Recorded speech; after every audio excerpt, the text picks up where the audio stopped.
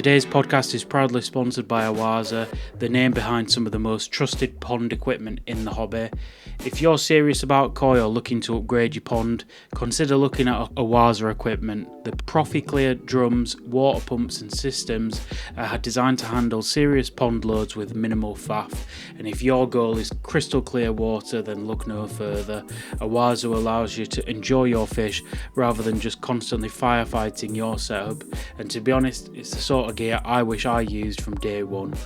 Big thanks to Awaza for supporting this podcast and for supporting ponds across the UK with gear that just works. Hi guys, just a really quick one before the episode begins. I promise you the episode will start shortly. We had a few guests on this week. We had Andy on, who you might have seen already on the channel, who experienced a few internet problems, let's just say. So you'll see him darting in and out of this phone call frantically trying to basically get back onto the live stream. But I've chopped and got most of the bits out of it as I'm editing it now, but it's actually just had a bit of an effect on because he came in and out of the recording so often, it's actually like played havoc with the software that I use to record these conversations. So you'll have to just please forgive me this one time. We're still like obviously early days with this podcast, 7 months in, so still learning. But yeah, with just the internet on Andy's side just caused a bit of havoc with the recording, so we're on like a cloud backup, so normal quality will resume next week. But without further ado, I'll let you finally start the podcast. Hi and welcome back to the Koi Perspective podcast. I'm delighted to say we've got a real ragtag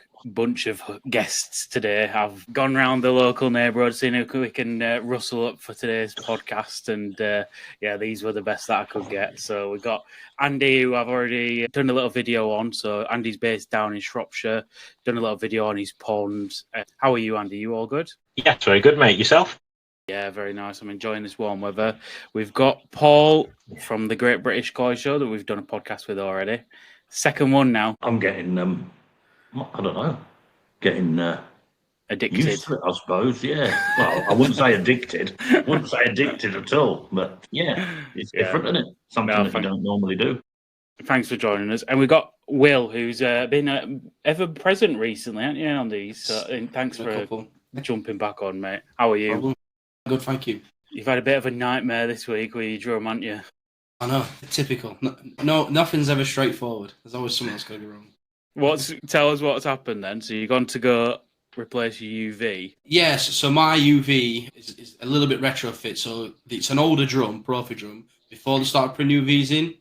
So one of my outlets I had to retrofit a UV into. And I put it all together, everything's fine. Put it in the drum, tighten it up so obviously it don't leak, and then it just pops. The glass just shattered. The quartz tube. So. Yeah, quartz tubes. They do get brittle, don't they, if you've had them in for years. Got to be so careful with them. Yeah.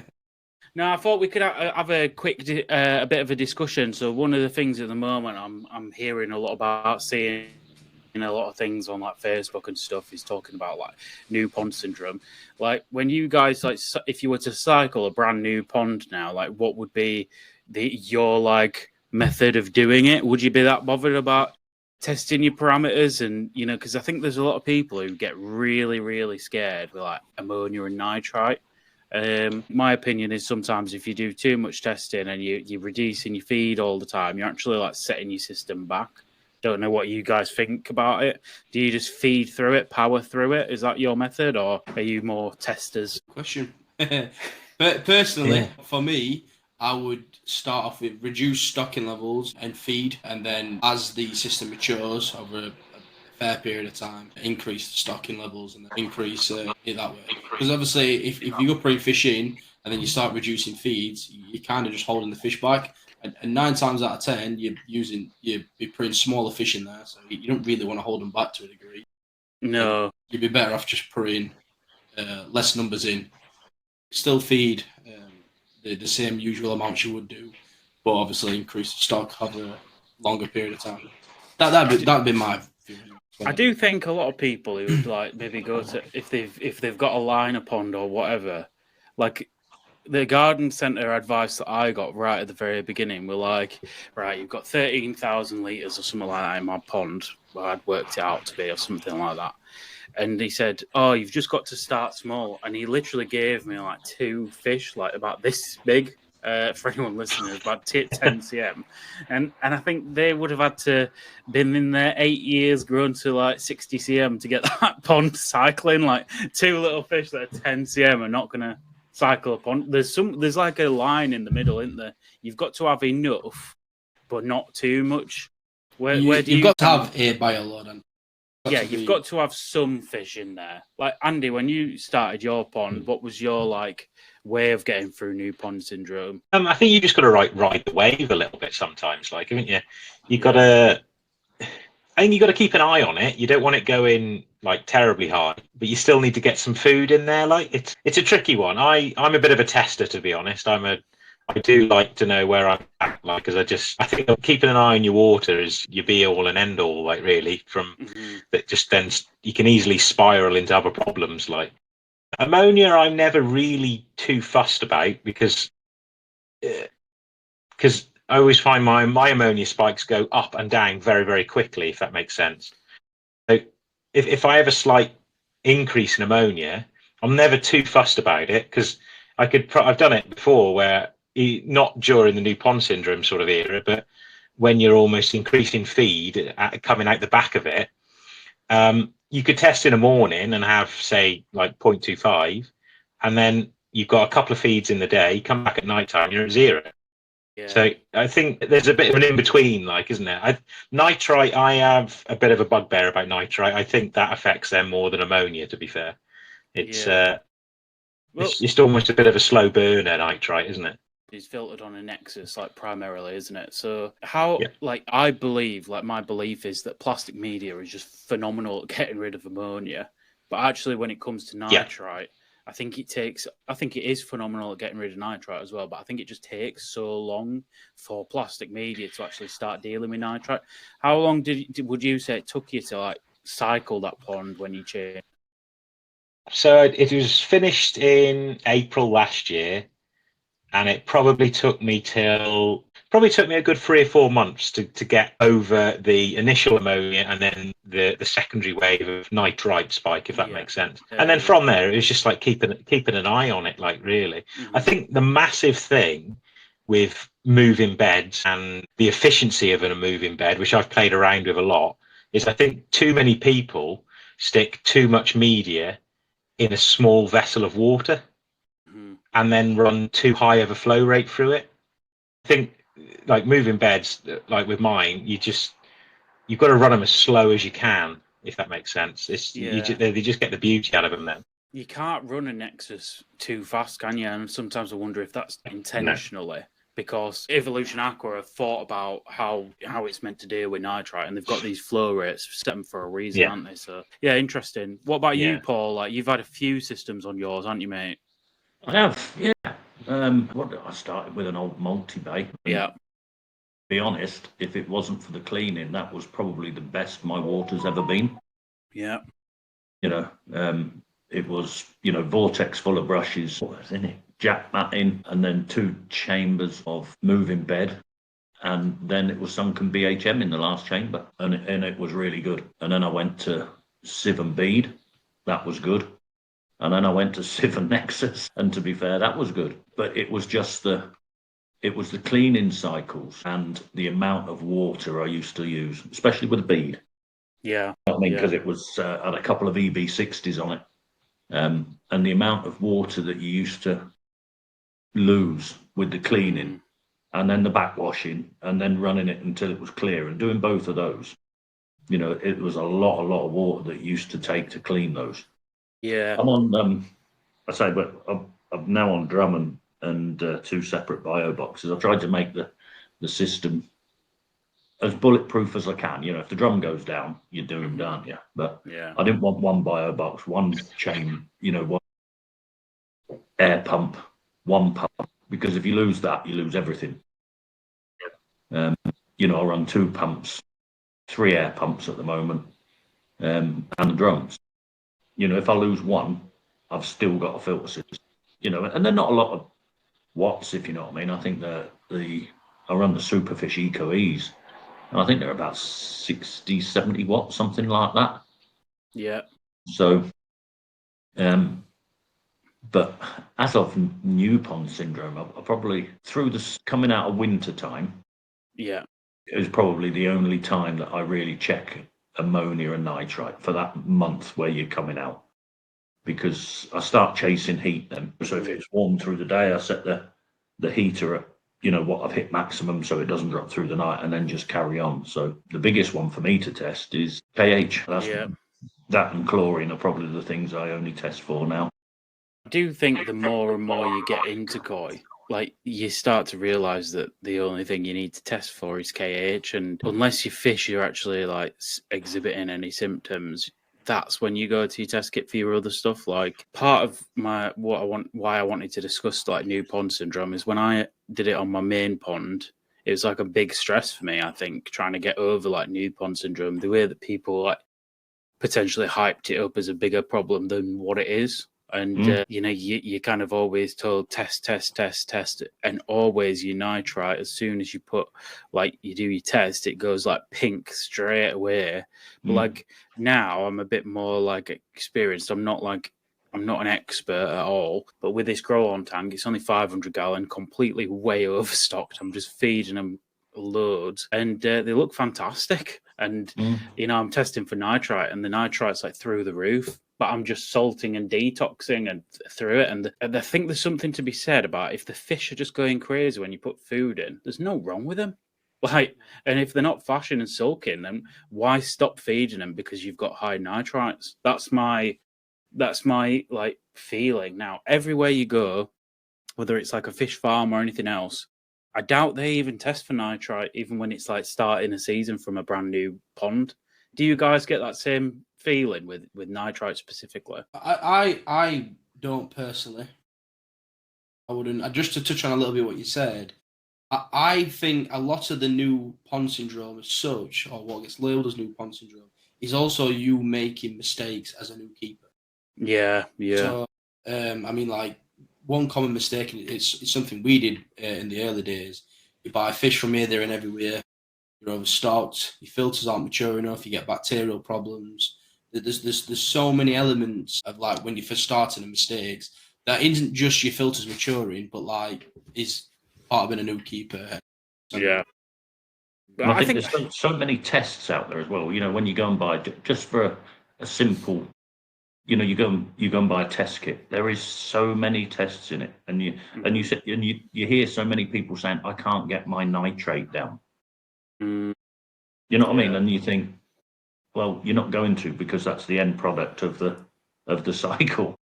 Even now, like I don't think either of us three are testing for nitrates and phosphates, are we? I don't think so. So why on earth are they in these test boxes? The test kits are like for novices, and I mean, that's more like if say you couldn't get to the bottom of a problem and you had to call an expert out, maybe the expert would have nitrates and phosphate tests in the bag, in the like duffel bag that they bring with them. But for somebody who's just going down garden centre because one fish is dead, they don't want to be testing all these parameters. I mean, I suppose that's where like the koi dealership should be saying, they come to the till, they've got this test kit. Like maybe the koi dealer could turn around and say, look, I know you're buying this test kit, but just to let you know, like these are the main ones you want to test for. Like I know the koi dealership probably wants to sell the nice big box with all the tests in it, but the reality is the hobbyist might only need to spend a fifth of the money and just get a KH and nitrite and ammonia test, rather than just getting the box with all of them in. I don't see the value in selling them to novice hobbyists. I just don't get it, really. I suppose it's there if you ever want to, or if you ever feel like you need to. I mean, I'll be honest, I've got one of the Hannah ones, the multi-test kits. Yeah. It tests for metals and oxygen and all sorts. All I use it for is testing KH. But if I ever wanted to, it is. Yeah, I suppose the option is nice to have it. But I do like Paul saying, people posting, me nitrates are high. How do I, deal with that? That is just, you don't want to see that, because for like 99% of the hobbyists, like we said, they just don't need to be testing for these kind of things. Speaking like about products, then that you use in new pond syndrome, are you two like if you were cycling a new pond now, would you use salt? Would you use like detox products? Like where are you at on that now? Me personally, I like the PSB bacteria. Yeah, That's a red one, isn't it? it's another one you can use. The one I and tend to use. I had five spawn in the pond overnight, and I came out and it was like a jacuzzi that's been added too much bubble bath to. So I did test the ammonia there, and it says, "Oh, wait 15 minutes." I didn't need to wait 15 seconds. You know what I mean? It was really a green the test. But I added the PSB, and within 36, 48 hours, it had gone. Now, whether that was beneficial to the filter or whether that was the filter doing its job, I don't know. But it was brilliant. Yeah, There's good stuff. Yeah, I use the detox, and I do use detox, but more for contamination. And we're talking about new pond syndrome. That's something that we don't test. You know what I mean? There's no chlorine test in the. You get your nitrite and your ammonia and your KH and your phosphates and all that, but there's no chlorine tests. So you buy them separately, but people don't, unless it's there in the box. They think you haven't got to test it, and chlorine can cause you so many more issues and so much more flashing than actually all the others. And also metals. I know this is not new pond syndrome, but if you're going to start a pond, then find out what's in your source water. Because if you're adding copper and zinc and magnesium and all the rest of them, iron, that's what I use the detox for. Yeah, because I know they're in my water and I have got no way of getting rid of it. Well, unless I set up like 17 big blues, Well, that's what it comes down to, but that's hundreds of pounds, isn't it? Yeah, of course. That's what like a lot of people say. Oh, if you've got copper, just put like a bone char in. But I can't believe that's like the solution. I understand that is meant to get rid of it, but it's kind of like also how long is a piece of string as well. Do you know what I mean? Like eventually that's going to deplete. The copper doesn't go anywhere. It stays in that big blue. So say for instance, like eventually the bone char is absolutely full to brim with copper, and then you start going past it. Like you can't test for copper very easily unless you spend £100 on a Hannah tester and you're testing it all the time, which also is not really a solution for koi keepers. I do think that detoxing has helped with my 500-gallon system. I would say that. Like so, my water change at the minute is just hose pipe in a bucket with no pre-filter and detox. That is literally how I'm topping up my grown tank. Like a couple of scoops of detox, and then I'm just putting it in a bucket and chucking it in pond, and that's how I'm doing it. So I've got like peace of mind. I think that, to be fair, Joe, that you've gained experience to know what if you were starting out now, right? Yeah. I can guarantee that you wouldn't be throwing a bucket full of detox in a grow-on tank. You'd be going down to your koi dealer and buying all your tests, like everybody does. Yeah. But I don't know, I'll bang on to it. I'm a great believer in koi clubs because you've got experience there. Yeah. And opinions, and it's everybody has different experiences and different opinions, and it's a great way to grasp lots of information from lots of different sources. Yeah. Because I do, like I said, like we were saying, like a koi club could, you could post on a lot of them use like WhatsApp these days. You could post on a WhatsApp group and say, my fish have got these signs. Can you like, is anyone there to give me some advice or whatever? And the reality is you'd probably not have to go down your local dealership and walk away with a 40 quid test kit, because they'd probably just say, well, have you tried this? Maybe try a bit of detox, see if they perk up. That kind of advice could actually like save you a bit of money in the long term as well. You put out for help. I don't know if there's a person that wouldn't come and help. Yeah. And if they're in your local area, like obviously we were talking about source water, a lot of the time if they're in like close vicinity, they've got the same tap water as well, so they can say, well, look, if it's this similar issue, I had the same problem, this what resolved it. Yeah. They're in your local area. But obviously you were talking about bone char. Once the bone char is spent though, you you'd swap it out, wouldn't you, in your Big Blue? Yeah, it's just expensive as well. I mean, detox is expensive. Don't get me wrong; it's not a cheap product. But I'd be interested to know, like, obviously with the detox for me and my grow on pond, it's getting rid of nitrite, it's getting rid of ammonia, or it's detoxifying these things. So like with the bone char, it's only dealing with one problem, whereas the detox is like giving me peace of mind for everything. So it's kind of like I'm thinking which is the better out of the two, because there's a lot of cost in setting up a Big Blue as well. I think we've got Andy back. Let's see if we can let him back in. Having connection problems. Are you there? Is that any better? Yeah, I think. Oh my god! It literally just crashed. That was it. Just everything went blank, and that was the end of it. Oh, I don't think so. No, we're still on bloody dial-up, I think. We were talking about detoxing products and salt, Andy. Have you used any of these products before? Yeah. I'm not. Yeah, I have used them a bit. I'm not a massive fan of either, to be fair. Yeah, really? So what? So even with new pond syndrome, you would just do like water changes instead of like using salt or something like that when you were doing it through your Nexus? Yeah, the only time I've ever put salt in is when I was in new pond syndrome, and basically I couldn't get the nitrite down. It was in that sort of period where you just really can't get out of that major nitrite spike, and then I salted to 0.3. But the only thing that really puts me off using salt is how much it stops you using other things, like with formalin and like chloramine T and that sort of stuff. That's the only thing that I don't like, the restriction of it. Do you know what I mean? Yeah. Where are you at on that, Paul? Do you use salt? I think you do, don't you? If I need to, yeah. I try not to use formalin. I don't like malachite and formalin. I don't like chloramine T. My go-to, which I found brilliant, and it is acroflavin powder, 0.3 salt. Yeah. For a treatment, I find it so mild. This is me, and my water chemistry is not like anybody else's. But I find the treatment so mild. If there is any knocks, the acroflavin is actually an antibacterial. So the time that the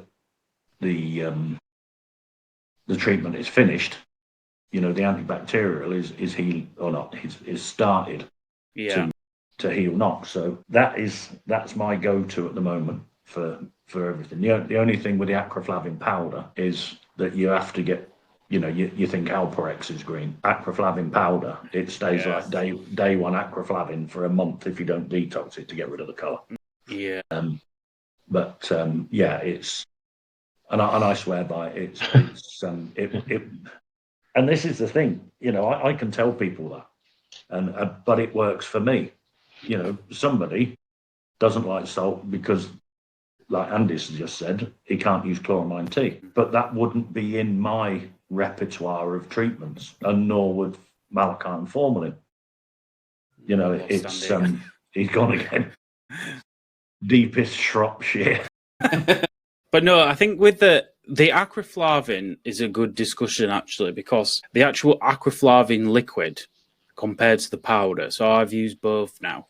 I think the liquid is like extremely watered down. Like probably for good reason. Don't get me wrong. I think if you buy acroflavin, it's usually used as like a mild, like Paul said, for like wounds and that kind of stuff. Not if you're buying it in liquid. It's not for treating protozoa parasites like Trichodynia and Costia in the format that Paul's using it, and the powder, which I don't know if many koi dealerships sell it, because I think it's like medical grade. But you have to buy it.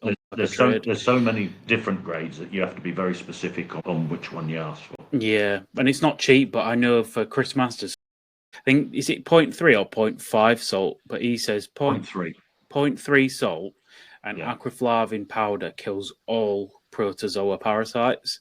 So I did that last year, and I have to say, like Paul said, very mild treatment. I don't think the skin looked brilliant after it, but they weren't flicking or flashing or anything like that. But that's killing Costia, Trichodynia, Nella, white spot, ick. It's killing all protozoa at that, isn't it? So it's kind of like bulletproof.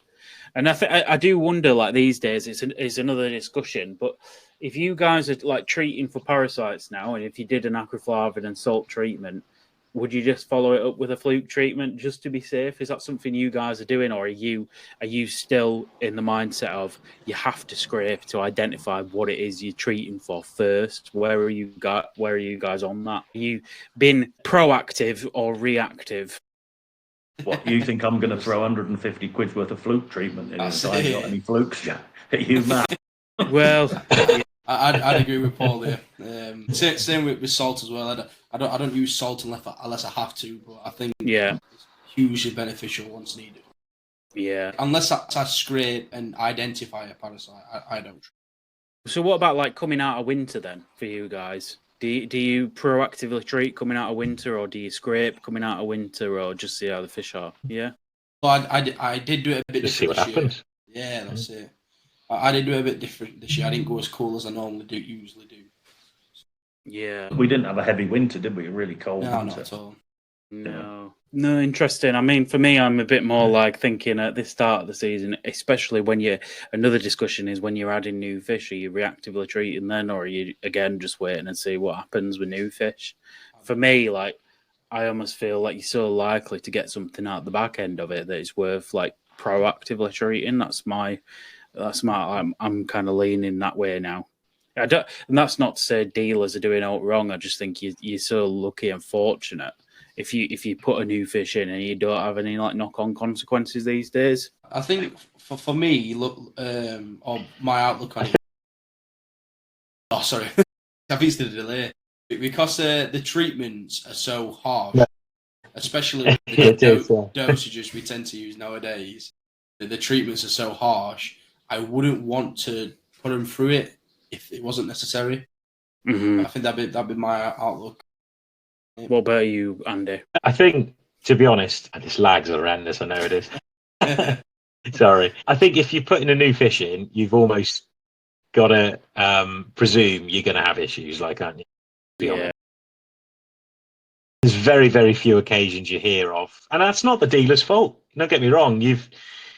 You've taken that fish out of its environment that it's probably just about got used to. You've stuffed it in a bag, turfed it a couple of hours back to yours, and then chucked it in an environment that is totally alien to it with alien other things in there. You're gonna have a problem, like, aren't you? Like, to be honest, if you don't have a problem, I'd almost be like, well, why haven't you had a problem? Do you know what I mean? I always err on the side of caution that, yeah, you know, you need to look at your diary when you're going to go like buy a new fish and have a look at it and go, right, have I got time afterwards to keep an eye on them, monitor them? Like, there's no point going and buying a fish on the weekend and then you're going on a 2-week holiday next weekend. That would be like, Christ, that would be the worst thing I think you could ever do, like, sort of thing. It happens so fast, doesn't it? Right, like you go on holiday for 2 weeks. Yeah. If you get costlier, like you're talking about maybe 3 or 4 days before your collection is like on death's doorstep with something like costlier, isn't it? Like it ravages them super fast. I don't think it's the actual new fish or necessarily it's the new fish that you've added to your pond. No, your pond is an ecosystem. So if you bring something in that overtakes the balance of that ecosystem or changes it, you know, because there's a lot of places where they say, oh, I've added a new fish and all my other fish are really ill. Well, actually, it's just because you've upset the ecosystem that they are used to, you know, and it takes a while to settle down. Yeah. And I think we can all deal with parasites, even though it costs us. It's the bacterial and biological effects that takes the time and that you don't want. You know, I think parasites of having a koi fish pond is part of owning a fish pond, isn't it? Yeah, I mean a good like example. Say, like, I always like comparing things in human life to my koi. Like, so say for example, like my little lad now goes to nursery, and it costs us a flipping fortune, by the way. Like, literally so expensive these days. But like, he goes to nursery and he's around all loads of other kids with snotty noses. I would say personally, like, I am sick now, me personally, like once every 2 to 3 weeks because of what he's bringing home.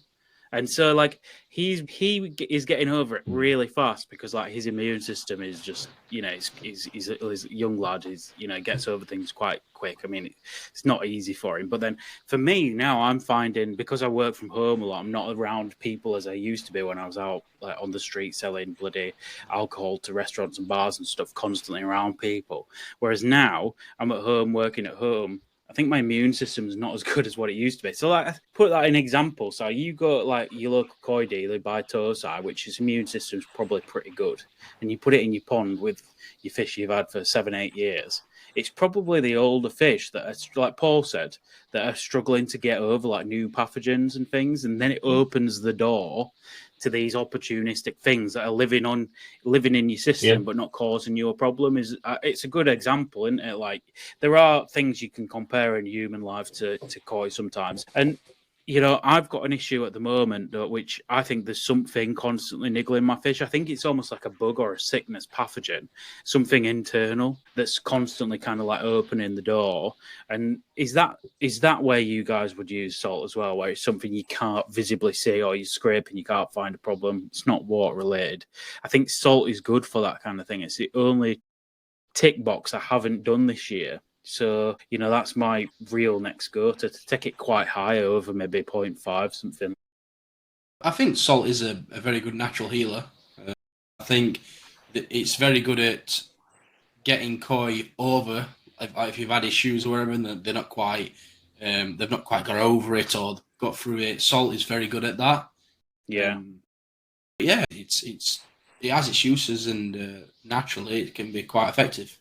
Yeah, because another thing I wanted to speak to about you guys about today as well is done a little bit of research on, like, just basically like what the Japanese are doing in terms of, like, lost Andy again. If anyone can stick a pound in Andy's Wi-Fi meter. But in Japan, I think JPD sell a product which is essentially, oh God, what's the name of it? A praziquantel. It's a praziquantel powder, and it actually physically tells you to put the prazi powder on like 100 gram or a kilogram of koi food, and like roll it in the powder, spray it with water, roll it and let it dry off, and then feed it to the fish like orally. And that's just a praziquantel powder, and it's JPD and all branded up in Japanese and things like that.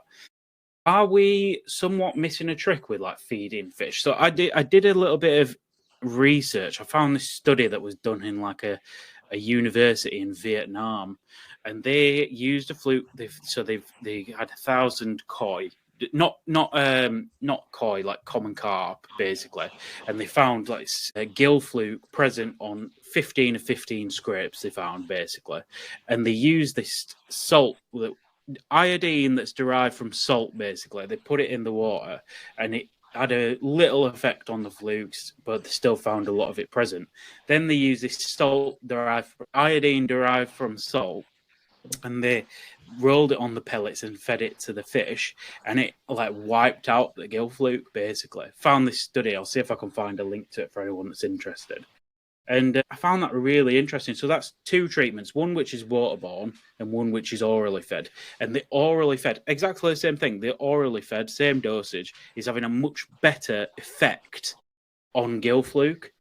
And so I did, again, a little bit more research, found another JPD product where they're using an acid for bacterial issues. I'll see if I can, oxalinic acid. They're using oxalinic acid for like mild bacterial issues, and they're feeding that orally as well. So I just wondered what you guys think about like feeding medications orally. Like, obviously you've got the issue of how do you know every fish is getting it, and if one of your fish is sulking, not eating, like that's a problem, right? I get that, but it's still in the water course. It's not wholly digested by the fish, is it? So maybe that's Lernex used to do one, didn't they? Lernex used to do a fluke food. But that dropped off because, as you say, if something's infested with flukes and not eating, it doesn't matter how much you throw in, it's the others that are getting it and not the one that needs it, if you like. Yeah. It's going to be a hard one because once you see the fish is sick, then if it doesn't want to feed, it doesn't matter what you throw into it. You know what I mean? It's going to be a waterborne treatment that's going to be better, in my opinion. Yeah. I think food treatments have been on the market for a lot of years. I've seen them years and years ago, especially antibiotics and stuff like that for bacterial issues. I suppose for me, it's if it works. If there's one on the market that works, it's proven to work, then winning, get in. So we talk about like treating proactively or reactively. At like the start of the year, if there was a food like that on the market, would you be tempted to just mix it in and feed it? If it were, would that change your mind on just saying, I'll just put a little bit in just to be like cautious? And it's just because it's not like waterborne, and it's just the fish are actually eating it, and it makes sense to me that because you see the fish as well when they're like chomping food, the gills are going like opening and closing as well. Like, makes sense to me if there's like a parasite thing in the food, it'll actually get to the gills quite easily. So I just wondered what if we're like maybe missing a trick with that kind of stuff. It's always a possibility. I do know though you've got to be careful with little dosages because you could have something there where it's not quite enough for it to kill them, but then they start building a resilience against it. So then suddenly you've got this product that don't work at all, even when you give them a full dose. Yeah, the actual fluke getting resistant. Did you catch that, Andy? What's your thoughts on it, mate? Yeah, I'm probably not a big believer in it, to be honest. Like, I always think that if you've got an issue, like, say you've got a fish that's sulking down at the bottom, isn't eating, like, and that sort of thing, I think 9 times out of 10, you need to figure out what's going on, like, isn't it? It's always going to be something, it's either your water and then start looking at parasites, that sort of thing. I mean, you could do it the Japanese way, and if in doubt, just lob a load of PP at it. But what do you do? We laughed a little. Yeah. We laughed when we were when I was in my trip in January, and me and Mark from Ireland from Cleveland Aquatics, we in one of the fish houses in Dainichi, there's just a scale on the side there, and it's like just a cheap scales from like the hardware store, and it was at one stage in its life white, and it is just like stained purple. Like, tell, like, if you flipped it upside down, it was white, and then the top of it was just pure purple. Crazy. That is funny like. because obviously. Will, we at Ogata's place, the main man there, like who helps Manabu, Tani, usually whenever if I like see a symptom on a fish, so last year I had a kahaku, which basically had like little blobs of mucus everywhere, and this was while I think before I had my RO on. I think that was like a reaction to copper in the water, and it was just like it almost looked like it had instead of chicken pox, we'll call it like mucus pox. It wasn't carp pox, it was mucus just popping up all over fish in different spots. And I sent it to Tani at Ogata. I said, what do you reckon to this? I've never seen this kind of reaction before. And he just said, 24 degrees, potassium and salt together. Like, it's just not, he's not saying, well, have you scraped it, seen what happened, have you done your water tests? It's just like, get your temperature up, potassium and salt, bang, done. And that's their reaction to a lot of things. They don't mess around, and like in their growing tanks as well. So we were talking about fluke food. If one of them's sulking, in the corner, I asked Tanya. I said, "Would you treat this whole pond with potassium here? Like if one of them is sulking, but they're 99.9% of them are fine." He'd say, "No, I'd probably get that one fish out, bacterial injection, and stick it back in." Again, we can't do that because we don't have access to the medicines like they do, which I know is probably a correct thing. But do you know what? Then you've not upset your entire growing pond, have you? In that way, it does just make sense again. They don't have to worry about water though. Yeah, their water's so pristine. That's their least of their worries. Yeah. But no, it is fascinating. I think I still think there's things we could learn. I think this podcast, we speak about it so often about comparing what they do in Japan to what we're doing. I do understand a lot of people get frustrated with me because I always rattle on about what Japanese are doing. And I'm just a big believer in, we can still learn. I know that they have ideal situation sometimes, but just the way that they look at things and react to things, it does make me wonder sometimes if we do. You have to bear in mind, Joe, that they're dealing with hundreds of thousands of fish. We're dealing with 15 or 20 that we've bought, spent money. They don't have the luxury of getting one out and seeing one sulking, do they? They've got thousands of fish in a pond. Yeah. But there's another discussion about preventative treatments. You were just saying, would you treat in spring as a preventative? Some people do religiously. You speak to some people and they'll say, oh, I give them 3 courses of FMG, or I PP the pond in April coming out of winter. And then you have some people that say absolutely, definitely not. Yeah. That's another discussion. This is what I mean. I think there's something to be said about getting rid of the fish you want to get rid of, like coming out of winter. Get rid of those fish. Put your new ones in that you've bought or whatever, and then using something like your aquaflavin and salt, and then just following up with a fluke treatment, and then you are done. You are ready for the year. And you know what? After that, you can just power on for the rest of the year, knowing I've dealt with all my protozoa. They've had a fluke treatment. And it's just almost like this is the whole thing. When I did the podcast with that Sumi on, he talks about it in such a way. He goes, sanitize the pond, and that terminology. Sorry, I think there's an ice cream van outside. That terminology rings true for me. Like sanitizing, it's like sanitizing the pond, because you go through a winter, and their immune system, if you are lowering the temperature down, like I usually hold about 12 to 15, somewhere around there. Like things can niggle. The parasites are not dead at that temperature; they're just a little bit maybe more dormant. Your fish can still have it, and especially after, say, you're getting rid of your fish, so you're having people around, you're bowling them up, you're putting the net in, a lot of stress factors at that point.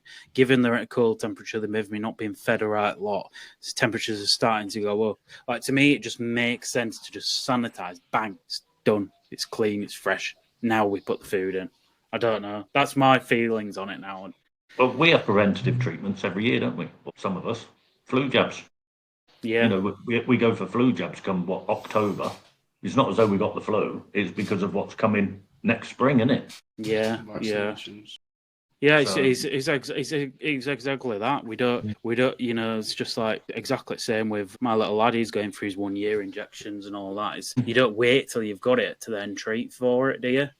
I do still understand why people would wait, but I just think, especially every year, all 3 of us sat here next year will add a new fish to the pond. There's no one here sat here that's not going to add a new fish to the pond next year, is there? So you're always going to get. So all 4 of us, will probably end up treating for parasites again next year. So it's just what we're all trying to look for is a perfect solution. Is there such thing? No, I'd probably say there isn't. Interestingly, like when I speak to people who are in like the koi food world, they do believe that if they're getting enough like vitamins in their diet, that they can be strong enough to fight all these things off. Like I look in like the carp world, where they're feeding a lot of food to lakes and stuff over winter, and you can buy a lot of winter spring foods which are packed with like vitamins and minerals, which are meant to be essentially to help the fish get over these kind of like parasites, skin parasites and stuff like that. Vitamin C is a big thing in koi. Is it because people stop feeding during winter? Are they then maybe a bit vitamin deficient? Do you still need to be adding something in to give them the vitamins and minerals to keep a healthy immune system? If you look at the Saki Ikari range, I think the most expensive food that they do is a multi-season. Yeah. So it's more expensive than balance, which a lot of people feed. It's a lot more expensive than growth, and I'm guessing that it's the most expensive because of a reason of having the extra vitamins and minerals and everything else added. Yeah. Where do you stand on it, Will? You've obviously kept them hot, but if you keep them cold during winter, do you feed them throughout? Well, I still obviously I've kept them warm, but I still give them a break. They still went without food for a good 6 or 8 weeks, because I do believe in that break. I think there's huge benefits to having that break. But yeah, I'm not too sure, to be fair. Naturally, and having a bit of a common outlook, I do think you should provide everything that is needed in regards to the health, in regards to vitamins and minerals and everything. But in regards to what ones, I'm not sure.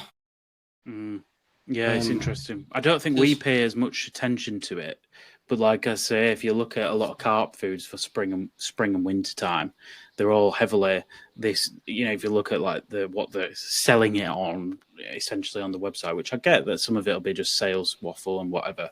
But a lot of them are just saying this is for kicking your fish through spring. Essentially, it's giving them the right vitamins that they need at that time of year, that kind of stuff to produce a healthy immune system. What about you, Andy? Because I know you've just added your heat. You've come through some cold winters. Do you still feed them through it? Yeah, I normally do. I normally give them a little bit. Like I do. Is a lag still there again?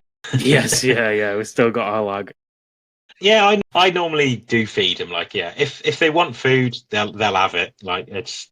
I think you just got to keep an eye on your water. Like, I think obviously down at them coldest temperatures, you don't want to be feeding a growth food or anything like that, or colour or anything like that. You just want, like, say, a normal staple balance. Or I'm not a massive fan of the wheat germ. I think it puts a big belly on them. To be fair, but it's something like balance, or just something that's a bit of a good seasonal food, and just put a little bit in, because I always have the feeling of that if they haven't got any food over the winter, like what are they going to come out in the spring? Like, you know, are they lagging behind in the spring because you've sort of knocked them back so hard in the winter, like, sort of thing? I don't know. That always plays in my mind with that sort of thing. Hi. Go on, just to touch on, which I should have mentioned, I am using 2 vitamins this year, which I've never done before. So I'm using vitamin C and vitamin A, which I'm supplementing. God knows if it's having much of an effect. I'll know better next year, because obviously I'm not a nutritionist, I'm not a scientist, I can't break it down on a biological level or anything like that. All I can do is try something, and if it works, then I'll do it. I carry on. If I don't see any big differences, then I think I'll switch the point. But yeah, vitamin A and vitamin C I'm using this year. Yeah. Although the A is supposed to be more for skin and colour. That's supposedly what it's for. Yeah, I've been feeding like oranges, just slicing them in half and chucking them in, and fish go mad for that. Been feeding them like Savoy cabbage as well, which I think has got so there's a lot in that. You know, just little things to just kind of, that's the other thing, you can feed them in winter and it just gives them a little bit of vitamins and whatever. Yeah, there is something to be. The problem is with us is that a lot of people say, oh, they don't need anything through winter, and I get that. Our ponds are all fiberglass tanks with very little for them to actually like do or to munch on or whatever. You know, when we had Ben from BP Milling on talking to us about carp foods with me and Will, he was talking about, you know, that through winter they've got things to be in the pond, thriving ecosystem. They've got Daphnia, they've got all these different creatures that are in the pond, mosquito larvae, that kind of stuff, which you can get in more natural ponds. In our ponds, there's none of that for them through winter. And so again, I just wonder, is it best to just be giving them maybe one small handful a day? Is that enough to just tick them over, you know? I think we go back to the original question of new pond syndrome again. Yeah. You know what I mean? It'll be freezing one day, and then the following day in this country it'll be 10 degrees, and we'll be up and about. People will be throwing handfuls of food in because they're all looking for it, and then they'll say, I've got big ammonia spikes, or I've got big nitrite spikes. You know, and it's like a circle in it, and I think people you have to learn, don't you? Yeah, you know what I mean? Just because you're always learning. You can't throw food in as soon as they're looking at it. You have to gauge your filters, don't you? Yeah. I mean, my outlook with reason for the rest and for fasting as such is I'm so hard on them in the growing periods in the summer that it's a detriment if I don't give them that rest. I think that if you don't give them a break, I think skin suffers. I think the belly suffer. I think by allowing them to fast and have that break, they use some of that belly fat. It allows them to sort of detox, and so on and so on. And this is just my feeling and little bits of experience, and it's just what works for me. So I don't know for sure, but a lot of people that I see that keep their ponds hot all year round, pile food in all year round, the actual overall like luster and the body shape of a fish, I always think goes down a bit. For me personally, that's what I think. I do agree with like giving them breaks. Marachiku did an interview with Sakai, didn't he? And even during the grow season with Kentaro, he was saying, 5 days on, 2 days off, even during like the feeding season. So they have 5 days heavy feeding, but then they have like 2 days to like, essentially like relax. And I think that's probably said for like bigger fish, like probably over your 80 cm, stuff like that, because yeah, they just do need a break. I think out of all four of us, I think Paul has the biggest fish from. He was going to say I needed the biggest break from food. But I don't know. With your big girls, do you find that can it get a bit too overwhelming for them in growth season or what? Yeah, I don't.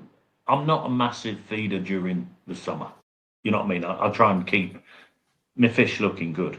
I'm not one that needs to go from a toe size at 30 centimeters. I don't need to have it at 65, 70 centimeters in this. I don't, you know what I mean? That doesn't, that's not my goal, if you know what I mean. I like to keep them to actually enjoy them. I like to keep them healthy and grow steadily. But you hear some people say, oh, if it's not 65 centimeters in this, I don't want it. Doesn't interest me at all. Yeah. I've bought the fish because I like it, and I want to do the best by it, and that's what it is. I'll try and keep them the best. I'll feed them what I can afford, and that also comes into everything about nutrients and how much koi food is. People have to bear that in mind. You can go from one end of the scale to up to the other end of the scale, but if you can't afford it, and it doesn't, or your fish don't justify it, whichever way round you look at it, you do the best you can. And I think that applies for all of us, doesn't it? Yeah. There's no stigma if you don't feed the best, in my opinion, or shouldn't be, because everybody's pond and conditions are keeping them, and and budget are all different. And that's the great thing about the hobby. And you don't, or you shouldn't, judge people on what they've got in their food, what they've got in their fish. You know what I mean? And we do the best we can. It's a controversial point anyway. What is the best food? That's not for this one. Yeah. We're just looking at the national. Darren had the new is it N20 from Sakai? Barn had that new FD Dainichi food. So are they better than the range of growth multi-season and extra build-up and all the rest? I don't know. The N20 is an interesting one because me and Joe, we've seen that in Japan. But I've seen a clip of Kentaro Sakai talking about N20, and it's purely a conditioning food for shows. In terms of growth and potential and body, I don't have a clue. Do you know what I mean? It's just a conditioning food. Do you know what? I pay so little attention to like what the breeders are saying in Japan, because if I Google Kentaro Sakai fish farm koi food, I can find him raving about balance. I can find him raving about sake colour. I can find him raving about Odekan's food. I can find him raving about N20. And I'm thinking to myself, how many foods does this guy use? Is it like a pick and mix where you go and you got a sack of this and a sack of that? And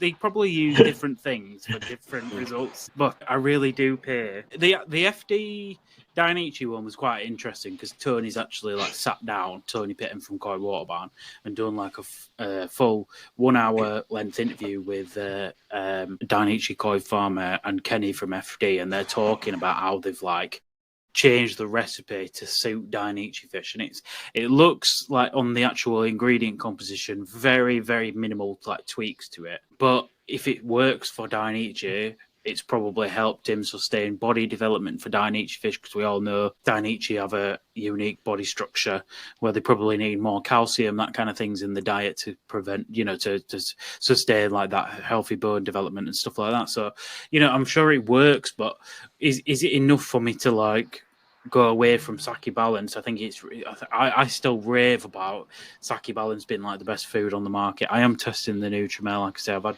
some good results with that in my grow on tank, and I'm going to put them all in a vat at the end of the year and show people what I've done on a 4, 5, 6 month basis of actually feeding them that food and show people some results, because like I say, I think it's really easy for new foods coming to the market to just get the breeder to go, yeah, buy this, it's brilliant.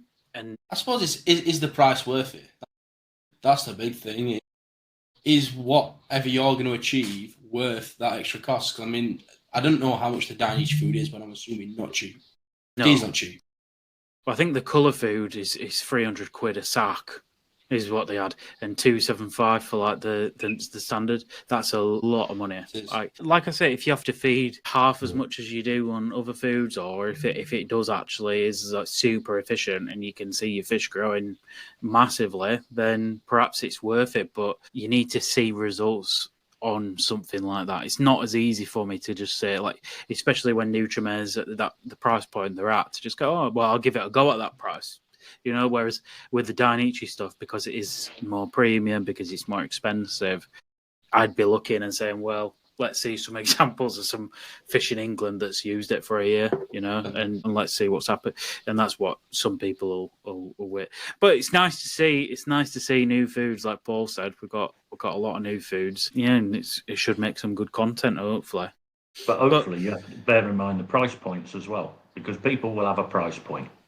Yeah. They say, right, I'm going to spend, I don't know, £100 on a sack of food. So what would be the best food for 100 quid? Because that's what you're looking at. Because if that's your ceiling, that's your ceiling, isn't it? If you haven't got a ceiling, then you're looking at the bigger brands. So then you could look at Takazumi, can't you? Yeah. You know what I mean? And your Nutrimare, you got all sorts of foods. And then you have some that will be 100 quid for 15 kilos, and some will be 100 quid for 5 kilos. Yeah. It is what it is. Yeah. And I went down to New Forest Koi last year, and I'm hoping to go back down again this year at some point. And obviously he's got a koi farm there, and he raises all of his fish on just coppens. And I tell you, some of the fish there, seriously impressive. Like, especially his big oyagoi. Like, the skin on him is just fantastic, and he's just feeding coppens. But then he has what he calls his munga mix, where he puts a mix of like vitamins and minerals to like stimulate colour and stuff like that, and he actually makes it himself as like an additive to the coppens. And I think he did some side by side tests with sake and coppens, and he did say, "Wow, like." The difference is crazy. Sake is very good. But then he has to look at it from like a business point. If he had to feed all of his fish on sake balance, he wouldn't make any profit on his koi at end of the day. So it's dear, it's expensive, and he knows the price point of his koi, and do the benefits outweigh the price point for him? That I think he'd probably say he's going to stick with his coppens. And part of me does wonder, like, even with my grow on tank, I don't think I'd ever get to a point where I'm saying, yeah, stick sake in my grow on tank. As Paul knows, he came and selected a load of them fish with me. Some of them are like 30, 40 quid. Do I want to put a £200 koi food into, 30, 40 pound fish? Some of them are more expensive, but, I just can't ever see myself get into that. Unless it was a big Nisai, at that point I can maybe start to justify a more expensive food. Part of me just wonders, do you raise them from Tosai on cheaper stuff? And then when you know they're good, then at that point you go, this deserves sake now, see where we can push it. I see what you're saying, but don't forget that that growth period from Tosai to Nisai is so important. Yeah. Or what I find anyway. I do wonder, like, they'd grow on anything, wouldn't they? Tosai. Would they can't up end of the day, they'll eat in anything. Yeah, I mean, maybe you might get a little bit more secondary on something a bit cheaper, but I think they'd grow on just oranges or just insect larvae or just silkworm or just calciworm, You are definitely going to like the nitty-gritty, very minor differences. What are you feeding, Andy? What's your go-to at the minute? FD build-up I'm on. Yeah. I've changed over to that this year. Right, so we've had a couple of technical difficulties here. Andy's trying his best with his internet connection, but it's like I say, we need to put a 50p in Andy's meter next time. Just before we go, we obviously need to reference. So next month we've got the Great British Koi Show happening in Newark in August. Can't remember what day is it in August. 23rd, 23rd and 24th. It's on that bank holiday Monday. Newark Showground. Yeah. Yeah. So on the Saturday and Sunday, obviously there'll be one of the biggest shows in the country going on. Paul's been the chairman there. We've done a little podcast on that already. Will obviously does a heck of a lot of the work, lugging vats around and water around, and yeah. So you guys are opening up camping spots, aren't you, for any volunteers willing to come down and help with it? We're not supplying the tents.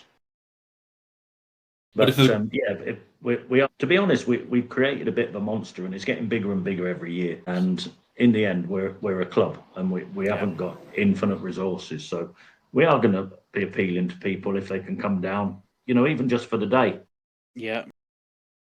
Tuesday, Wednesday, Thursday. Obviously, Friday will be when all the fish are arriving, the benching day, and the big one will be the Monday on the breakdown.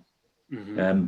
Because what we want to do is we want to keep bringing it to everybody, whether the physicalities of actually the club can carry on putting it on, it will depend this year. So the more help we get coming down to help us build it and obviously take it down, we'll go again next year. Yeah, But yeah. The plans are already, we're putting plans in place now that will keep us going for next year, if you know what I mean. It's with different water layout and all sorts of things. We've managed to get an extra few vats in.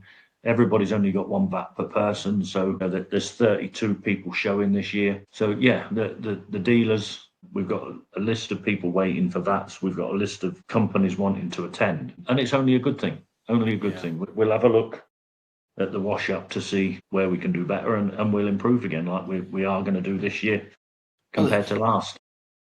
It's at that phase now where it's potentially got the capability to expand, get bigger, but it's the manpower. Yeah, it is. Yeah, we have been talking, about expanding.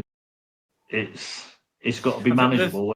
The thing is, if you've got more trade people wanting to be there, you've got more hobbyists wanting to be there. At some point, you've got to facilitate it. I mean, for everybody else who's already there, they'll see it as though they don't want more goy dealers there because, obviously it dilutes it a little bit. It's really hard balance, but I do feel like it's in the short time that you guys have been doing that show, and obviously I was involved a little bit from the very early stages, but it's grown to be one of the biggest events on Koi calendar, and every year everybody's always so excited for that coming round, and but like you two have both said, unless people can make the time to come and help put it up, then it's very difficult to keep expanding and keep doing it and keep planning future for it. So yeah, I'm hoping to be there. I'm going to try and come down on that week and help people build it up and stuff. I'm hopefully going to have a little area for myself as well at the show where we can do some grill Paul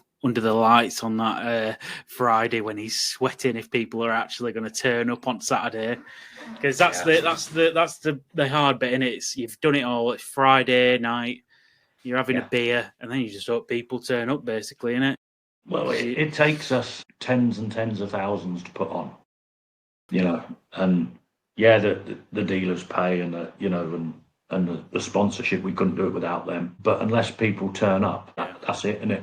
It's we try and make the best we can. I think the planning has been going on since October, November last year, really, and it is really starting to ramp up now. But as I say, we try and make it better every year we go on. So, people will see some changes. This is a lot more little craft stands, little unique stands that perhaps people haven't seen before. There's a few that missed out. I just literally cannot get them in. It's not as though I'm in a field. I've got walls around it, but we'll try, and we'll try again next year if we can make it bigger without diluting everything to bring people something different. Then we will. Yeah, it's what we'll try and do. But I won't have the same. It's got to be different. You know what I mean? People want to come and see. They want to come and see something that people haven't seen before, in my opinion. Just I'll only say a little bit, but I kind of feel like what separates the Great British Koi Show from the other koi shows, and this is my opinion, not Paul's or William's, so you can hound me about it, but I just think it's such an inclusive community of people where, anybody can come and be a part of it, whereas maybe other shows don't feel like that. You have to be somebody or in the clique to be a part of it. I think you've got welcoming arms. Like I say, anybody who wants to go and help, it is a community feeling thing, and you all put a barbecue on a night, sit around a table, argue about why Paul's fish shouldn't have won, and it's all rigged. It's bribery. But it's lovely, and to be honest, last year, went out on a night out with a few mates that were showing, and one of the things I quite like to do is get to know people around show ring, and try and introduce some of the younger people who are showing, because there's a lot of people like around mine and Will's age now who were getting into showing. Like Adam Webber, you've got Matt, who's just, won Everyman Prize at the National. You've got a real group of people who are coming to shows, and it's actually becoming like a community of people who are showing as well, which is really nice. And what needs to happen is these younger folk who, no disrespect to them, but these people need to be like bringing in the koi that are going to hold up the industry as well. Like we need people who, it's hard for me to say it, but we need people who can afford to bring good quality koi as well, the big koi, to actually hold the industry up. Because I think there's a lack of people who have, really high quality fish at like the top end these days. Like you see it all around the country, not just Great British or National or whatever. But the actual standards of the fish at the real top end, I think, is just diminishing little by little every year. So I think we need these new people who are coming into showing, they're obviously always going to start at young champion, baby champion, but they really need to be cultured and to be fostered in a proper environment like the Great British, that community feel that we've got, to keep them in the hobby for a long time. They're going to start bringing in bigger, more expensive, premium, high quality pieces that can challenge at the top end for the grand champion. And I think all these people, they're on that trajectory, and it's so important, because for 99% of the people who go to a koi show, it's either about the trade stands or you go in to look around the show ring. I think it's a mix of people, but if the show ring's not impressive, it's going to become more about the trade side of it. And that's not a bad thing. I'm not saying that, but there is a group of people who just like to go and look around the show ring. I'm not saying the competition's bad. The competition's very good under 50 cm. That's my opinion. And I think the more fish we can get at top side, I think we need to encourage those people back out again, because there are fish in this country that can do it. At the end of August, Joe, you can come on and say, I apologise to the Great British Koi Show. Okay. I could be slightly biased, but I do think the level of koi at the Great British is very high. I think the awards that are won at the Great British Koi Show are well won. Yeah. But there's always a controversial one. I think there's always going to be one, but for the most part. My controversial take on it is that I think the grand champion from last year is the best fish I've seen in the last 2 years, something like that, even with recent national that's gone by. So anyway, that's my take on it. I think the actual standard at the top end at Great British is becoming really, really, competitive with the national, which is what we've missed for the time that we've been doing that show. So yeah, I'm looking forward to it. So bring your big koi, lads, and let's see who takes it. Bring your big muscles on the Tuesday. Yeah. So if you want to get involved with breaking that koi show down and making that koi show, you can camp on site, bring your tent and stuff like that, and just obviously like make them aware that you're going to be there beforehand as well. The good thing about people coming to help us, I know sounds strange, but actually you get to meet everybody that's there. It's going to be there all weekend. Yeah. So people are a bit, I wouldn't say afraid, that's the wrong way, but they don't know what to expect, And when you come on the week, if it's just for a day, you'll meet 15 other people, and they'll all be there all the weekend. And it's just nice because you could just sit and chat to people. I don't get, I went to the National and I really enjoyed myself on the Saturday, I got to admit. And it was a great day. It was hot. Don't get me wrong, it was hot, but it was nice to talk to people. At the Great British, for me being the chair, and it was probably the same as Matt, I don't get to see anybody. I don't get to see the fish. We'll bench them and I'll have a look at them benching, but it's very rarely that you When you say we, Paul, Well, me. He's Well, a you. lo- Well, you know what I mean? It's that I won't get the time, no, I get literally, to sit and talk to people, and that's why I enjoy going to the other koi shows, because that's the time when you can sit and everybody will say, "Oh, you had a great show." Well, Yeah. thanks, but I don't see it. It passes by in a flash, Yeah. you know. But yeah, if they can come, anybody wants to come on the Tuesday, because Monday we'll spend emptying the container. So Tuesday, Wednesday, Thursday will be the big days, and the Monday afterwards. Yeah. And then But we'll start planning for the next year. Definitely, but and they're more than welcome to come camp all week and all weekend. If you've got a camper or a caravan or motorhome or whatever, they'll get fed well. There's plenty of drink. We have some good nights, to be fair, especially on the Friday night and Saturday night. Yeah. But yeah, it's helping it, especially if you're young enough and you do learn things, and that's what's kind of good about it, because everyone's talking and you overhear that conversation and you think, oh, what were you said about that? And just networking that way is beneficial as well. Especially on the Friday when you get time just to walk around without, thousands of the general public there. Yeah. Look, you don't get to see them a lot, because once they're out the bags and they're settled, we bench and cover them. Yeah. It's nice, relaxing time just to walk around the show ring and have a look. And just come get it's involved. good fun. Yeah, it's good fun. If you've only just built upon, just come get involved. You know what I mean? It doesn't matter what level you're at. Absolutely. Awesome. Well, I'm looking forward. I'm going to be there for the build, and we're going to be doing, like I say, some live podcasting. So if anyone wants to jump on a podcast, did you miss the bench? Weren't you there for the benching as well, Joe? He's doing the benching, I've been told. The thing is about benching, bench. That's it. Yeah, 300 odd fish all benched by one singular person leaning up. And they're going to be benched by 2 o'clock this year. We never get done till about 6, 7 o'clock at night. But yeah, I do like benching because, it's lovely to see everybody's fish up close. And I kind of feel like one benching team just gives a bit of, there's no two teams are not benching fish differently. It's one bowl that's been used, not with multiple different measuring tapes and whatever. So I do love doing it, but I tell you what, my thighs on that Saturday from leaning over at that angle over that's lifting bowl out, it breaks you. And I'm not a gym goer or like that, so it's kind of like my one day of exercise that I do every year. So yeah, we'll put you down for it then. Oh, thanks, mate. Appreciate that. Right, last week's to prepare. Best get doing some deadlifting then.